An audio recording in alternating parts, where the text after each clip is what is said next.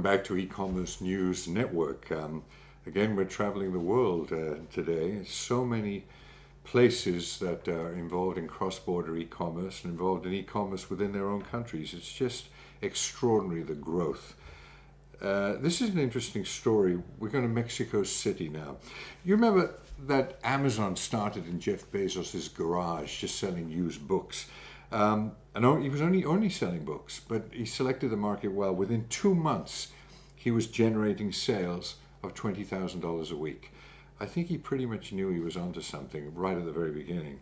Anyway, Mexico City has got this company called Beak, an early stage startup, built a social network for readers. It allows users to recommend, rate, and review books.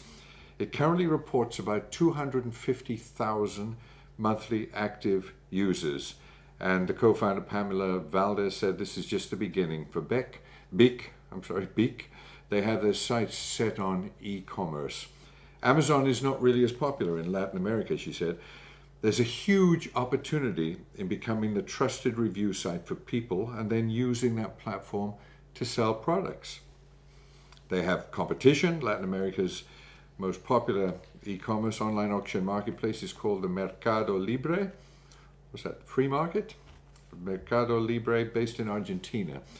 But given the recent rise in social commerce channels, consumers tend to buy where they network. So if they can build up a significant social following, Beak has a chance to dominate the Latin American e-commerce space. So look out for Beak. Back to Asia, Vietnam. From Hanoi, which used to be, of course, Saigon, didn't it? And Saigon these days is an absolutely beautiful place. I haven't been there personally, but I have a friend who just came back from there and said it's really something. Well, you don't think of Vietnam as being a huge hub for e-commerce, do you? But it is, and it's expected to grow 150% to $10 billion by 2022. You think about that. We're just talking Vietnam. And cross-border e-commerce is obviously going to be huge. It is in China, it is in Korea. They all want to buy American products. And I'm sure it's exactly the same in Vietnam. They estimate the market to be around 4 billion right now, but it's been expanding around 20% a year. The average Vietnamese citizen spent about $160 on e-commerce last year. That was an increase of 22% over the previous year. Distribution is a bit of an issue, but new smartphone apps now let customers pick a company to deliver their purchases. Imagine that. It's all mobile. I tell you, a lot of these people in these countries, they don't have bank accounts. They can't get bank accounts, or they don't trust the banks. They all have mobile phones.